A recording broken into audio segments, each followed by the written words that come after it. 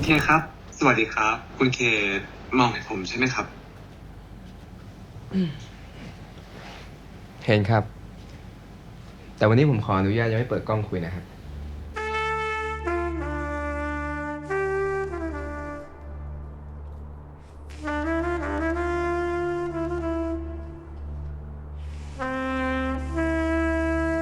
เพิ่งมาครั้งแรกใช่ไหมครับ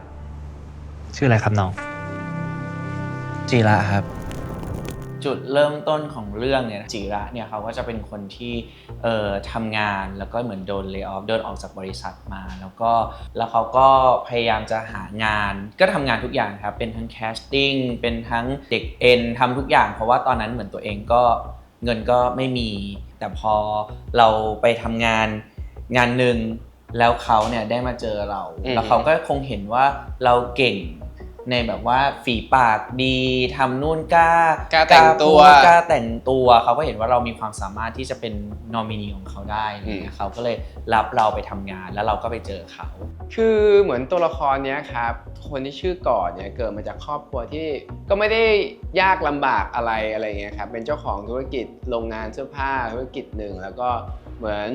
วันหนึ่งพ่อกับแม่ของเราซึ่งเป็นเจ้าของธุรกิจนี้เนี่ยไปต่อไม่ไหวก็เลยมีคนเข้ามาฮุบกิจการก็เลยมาเปิดบริษัทเป็นของตัวเองแล้วก็ทำแอปพลิเคชันหนึ่งขึ้นมาแล้วก็ขายของอะไรอย่างเงี้ยครับแล้วอยากทำให้มันเหมือนแบบเป็นสตาร์ทอัพเป็นยูนิคอร์นอะไรสักอย่างประมาณนั้นด้วยความที่ตัวก่อเองไม่ชอบเจอคนแล้วก็ไม่รู้ว่าการไปเจอคนนู้นอ่ะมันจะส่งผลอะไรกับเราไหมมันเกิดการระแวงเกิดขึ้นก็เลยต้องมีนอมินีของเราแบบออกไปรับหน้าแทนออกไปทำนู่นทำนี่ทำนั่นแทนก็คือการจะเป็นนอมินีของก่อนเนี่ยก็คือต้องทำได้ทุกอย่างอยู่ห้ามแม้แต่จะเถียงอ่ะยังห้ามเลยอะไรเงี้ยเราเหมือนสั่งการผ่านบลูทูธอ่ะผ่านแบบหูฟังอะไรอย่างเงี้ยครับก็ต้องทำทุกอย่างแทนก่อที่ก่อจะต้องออกไปทำแต่ว่าอันนี้เป็นแทนตัวแทนไปเลยผมจะให้คุณมาเป็นมิสเตอร์เคคืออะไรอ่ะผมไงก่อผมจะให้คุณมาเป็นตัวแทนเจรจาธุรกิจแล้วทำไมคุณไม่ทำเองวะผมไม่ชอบเจอคนดราม่าวุ่นวายแต่ก่อนที่เราจะเจอเขาเนี่ยเราก็จะมาเจอดิวใช่กับดิวเพราะว่าเราตอนนั้นเราเบิร์นเอาท์เราไปบาร์แล้วเราก็เห็นผู้ชายคนนี้ว่าเป็นผู้ชายที่ถูกสเปคเราทุกอย่างพูดจาคุยนู่นหน้าตาอะไรอย่างเงี้ยมันจะจีบกันอะไรอย่างเงี้ยครับพอน้องสั่งเครื่องดื่มเสร็จหลังจากนั้นน้องก็จะได้การ์ดหมายเลขโต๊ะพี่จะสุ่มลูกค้าที่มาใช้บริการไปนั่งด้วยน้องจะได้คุยกับคนแปลกหน้าที่กำลังเบิร์นเอาท์เหมือนกันเพื่อที่ต่างฝ่ายต่างช่วยกันบำบัดและรับฟังความทุกข์ของกันและกันก็เบิร์นเอาท์เนาะมันก็เป็นเหมือนแบบคนที่ทำงานจนมันไม่ไหวแล้วอะไรอย่างเงี้ยมันแบบมันหมดไฟแล้วมันเหนื่อยไปหมดแล้วก็มันน่าจะเป็นภาวะของคนรุ่นนี้ครับที่เป็นกันเยอะอะไรอย่างเงี้ยก็เลยรู้สึกว่าเฮ้ยภาวะรักคนหมดไฟมันก็คือการที่เราหมดไฟกันทั้ง3คนในเรื่องเนี้ยแล้วก็แบบมาเจอกันแล้วมันไม่ได้เป็นการรักแบบเริ่มรักที่อย่างเงี้ยมันเหมือนทะเลาะกันก่อนนู่นนี่นั่นไปเจอนู่นไปเจอนี่นั่นมาแล้วก็มาระบายให้กันฟังอะไรเงี้ยครับแล้วมันก็เกิดเหตุการณ์ความรักเกิดขึ้นในเรื่องนี้ตอนที่ผมอยู่ในร้านเหรอผมก็นั่งฟังบรรยากาศร้านมองคนนู้นคนนี้บ้างแต่ผมดันสนใจคนหนึ่งขึ้นมาสิรับบทเป็นก่อครับก่อเนี่ยก็ทำอาชีพเป็นเหมือนเจ้าของแอปพลิเคชันแอปหนึ่งที่ทำเกี่ยวกับเสื้อผ้าเกี่ยวกับแฟชั่นอะไรอย่างเงี้ยแต่ว่าไม่ประสงค์ออกนามไม่ชอบไปเจอผู้คนแล้วก็เกลียดการเจอคนเยอะมากๆก็เลยเวลาไปประชุมหรือว่าไปรับรางวัลต่างๆเนี่ยต้องหานอมินีเนี้ยไปแทนตัวก่อเองครับนิสัยเหรอนิสัยน่าจะเป็นคนที่ลึกลับแล้วก็ไม่เปิดเผยอารมณ์ของตัวเองครับแล้วก็มีอะไรก็พูดไม่หมดอ่ะกับทุกคนเลยนะไม่ว่าจะเป็นแบบพิมพ์จิระหรืออะไรก็แล้วแต่ที่วนเวียนอยู่ในชีวิตเราอย่างเงี้ยมันก็ทำให้เขารู้สึกอึดอัดไปด้วยประมาณนั้นทำงานกันไปเราก็รู้สึกว่าผู้ชายคนนี้เป็นผู้ชายที่ลึกลับถ้าดูจากภายนอกคือเขาเป็นคนไม่แคร์ไม่ค่อยแคร์คนชอบอยู่คนเดียวชอบแบบไม่ค่อยสุงสิงกับใครตอนแรกเราเข้าไปเราก็ไม่รู้ว่าเขาเป็นคนยังไงอ่านใจเขาไม่ออกเหมือนกันเพราะเรารู้สึกว่าเขาน่าจะไม่มีหัวใจเขาน่าจะแบบว่าด่าพูดแบบถ้าเราทำงานไม่ดีไล่เราออกเลยก็ได้คุณเป็นคนแรกเลยนะที่ซื้องานผมอะ คุณเห็นอะไรในนั้นนะ แล้วคุณนะ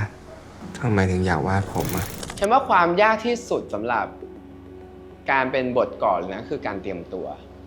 ฉันต้องไปออกกำลังกายเพื่อให้แบบสามารถโชว์สรีระอะไรอย่างเงี้ยได้ซึ่งอันนั้นน่ะยากมากเราก็ได้คำบีฟมาจากผู้กำกับของเราพี่นุชชีว่า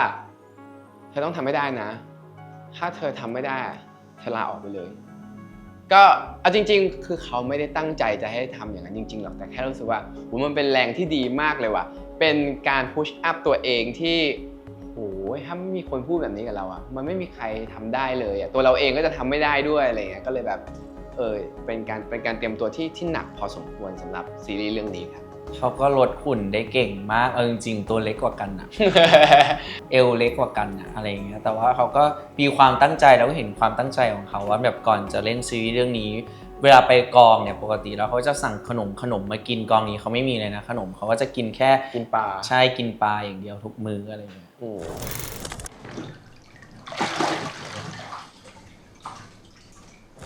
ต้องฝึกสกิลเรื่องคำศัพท์เกี่ยวกับ AI ครับเกี่ยวกับเทคโนโลยีต่างๆเพื่อการพูดให้เข้าปากแล้วก็ฝึกดูรูปภาพของศิลปินต่างๆครับที่จะต้องใช้อยู่ในเรื่องนี้เพราะว่าแต่ละชื่อแต่ละศิลปินเขามีวิธีการวาดแบบไหนเกิดขึ้นเมื่อไหร่ชื่อภาพนี้ชื่อว่าอะไรเงี้ยมันเป็นศัพท์เฉพาะเยอะมากสำหรับเรื่องนี้ก็ยากเลยสำหรับฉันยากเลยก่อกับพี่ออฟหนูว่าต่างกันนะคือพี่ออฟอะเขาไม่ได้แอคเลยนะแต่ก่อจะมีความแบบ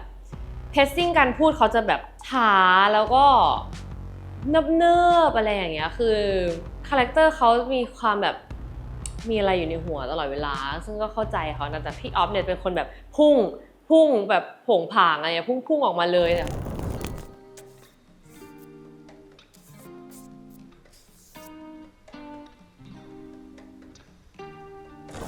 ในซีรีส์เรื่องนี้นะครับการรับบทเป็นจิระครับจิระเนี่ยก็เริ่มเรื่องมาเลยทุกคนก็จะเห็นว่าจิระตกงานเหมือนว่าตอนนี้จิระก็พยายามไปสมัครงานหลายที่แต่ก็ยังไม่ได้เลยอะไรเงี้ยแล้วก็เลยไปปรึกษาเพื่อนคนหนึ่งว่าเราจะทำงานอะไรดีเพื่อนก็แนะนำให้เราไปแบบเป็นแบบแคสติ้งบ้างไปรับงานเอ็นบ้างอะไรเงี้ยเพราะเรารู้สึกว่าตอนนั้นเราก็เช่าห้องอยู่ด้วยเงินเราก็จะไม่มีงานเราก็ตกเราก็ต้องทำทุกอย่างเพื่อเราจะได้เงินแต่จริงๆแล้วจิระเป็นคนที่ชอบงานศิลปะชอบวาดรูปมากๆเป็นคนวาดรูปสวยแต่ก็ยังไม่ได้มีแพชชั่นหรือว่ามันยังรู้สึกว่ายังไม่ดีเท่าที่เราคิดอะไรเงี้ยคำว่าจิระเป็นคน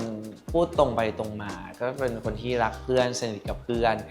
ก็เป็นคนไม่ยอมคนถ้าสมมติว่าเขาพูดมาเราก็ถ้าพูดอะไรไม่ดีเราก็สามารถสวนกลับด่ากลับได้เลยจิระก็เป็นคนแบบพูดตรงๆครับคิดอะไรก็พูดออกมาเลยไม่ค่อยอ้อมค้อมอะไรเท่าไหร่ครับแล้วก็ติดโซเชียลแล้วก็มีอะไรก็มักจะระบายในโซเชียลเหมือนคนปัจจุบันนี้เลยที่ห้องเนี่ยมีแมวไหมจิระจะเป็นสายศิลปะเชื่อในอารมณ์มากกว่าแบบใช้อารมณ์ทำนู่นอันนี้กูไม่ชอบกูไม่ทำจิระเนี่ยเป็นเพื่อนที่วอลแวร์มากเป็นเพื่อนที่แบบนี่จะดีหรออย่างนั้นจะดีหรอคือเป็นคนไม่มั่นใจในตัวเองแต่สำหรับเรารู้สึกว่า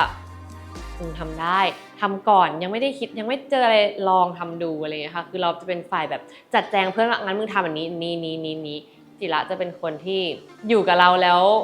ตัวเล็กนะคะอยู่กับเราจะแบบทำไงดีอะไรอย่างเงี้ยเราก็จะคอยทำงี้แหละเดี๋ยวบอกอะไรอย่างเงี้ยค่ะก็คือจะให้ผมไปเป็นคุณความยากของตัวละครนี้เอาจริงๆก็จะพูดแบบจริงจังอะไรอย่างเงี้ยใช่ว่าลูกก็มีฝึกในการที่เวลาเขาจับปากกาต่างๆวิธีใช้นู่นใช้นี่แล้วก็เราห้ามเล่นอะไรที่มันติดดูเด็กเราต้องทำให้มันดูจริงจังทุกอย่างเวลาพูดเรื่องซีเรียสเราก็จะต้องจริงจังเราก็ซึมซับจากพี่นุชชีว่าพี่นุชชีชอบบอกว่าให้ดูฉันเป็นตัวอย่างว่าฉันเป็นแบบนี้ก็เธอต้องเล่นเป็นฉันอะไรอย่างเงี้ยพี่กันเขาเป็นคนแบบเปิดสวิตช์เร็วมากอะไรเงี้ยตอนเริ่มซีนคือสายตาเขาก็ส่งมาแล้วว่าแบบเขารู้สึกเยอะเราสามารถเราขโมยมาได้เพราะเขาแบ่งพลังมาให้พี่กันน่ารักมากค่ะน่ารักแบบมาตลอดเลยเป็นคนง่ายๆชิลๆเหมือนกันเลยแบบรู้สึกว่าพี่กันคนตลกด้วยนะเขาจะพาหนูหลุดขำในหลายซีนอะไรเงี้ยตอนแรกหนูคิดว่าเขาจะเป็นคนจริงจังมากแต่ว่าจริงๆแล้วเขาเป็นคนแบบชิลๆมากๆผมว่าคาแรคเตอร์จิระของกันในเรื่องนี้เนี่ยมัน ไม่เหมือนเรื่องไหนที่ผ่านมาเลยมันมีความบิชชี่ในตัวเองเยอะมากมีความปักจัดเลยอ่ะแล้วก็เป็นการแสดงใหม่ๆที่ผมไม่เคยเห็นกันในเรื่องไหนมาก่อนละกันสำหรับเรื่องนี้ครับ เพราะคุณเป็นใครอ่ะนี่ผมต้องโดนจ้องทำร้ายแบบนี้ไปตลอดเลยเหรอ ห้ามดราม่าห้ามเห็นใจห้ามใจออกแล้วก็ห้ามเถียง ระหว่างกันกับปีกันว่าเรื่องทำงานกันก็ทำงานกันได้เหมือนเดิม แต่ว่าความยากกันรู้สึกว่ามันก็เป็นเรื่องที่ตัวบทมากกว่าแล้วก็คาแรคเตอร์ต่างๆที่มันก็เป็นอะไรใหม่ๆที่เรารู้สึกว่ามันก็แปลกอะถ้าคิวแรกๆกันรู้สึกว่ามันแปลกมาก มันยากมากการที่จะพูดให้เข้าปากอะเนอะ หลายๆอย่าง สำหรับหนูเคมีออฟกันในเรื่องนี้แปลกตาจากที่หนูเคยเห็นค่ะ เหมือนคนพวกแบบอีโก้สูง2 คนคุยกันเอาชนะกันไม่ยอมกัน แล้วมันเหมือนพ่นไฟใส่กันตลอดเวลาแต่มันมีมวลความร้อนออกมาจากที่เขายืนอยู่กัน2 คนใจเต้นแรงนะในมวลไฟนี้คือมันแบบเฮ้ยอะไรวะเนี่ยมันเป็นอีกเลเวลหนึ่งสำหรับหนูที่หนูเคยเห็นแล้วแหละ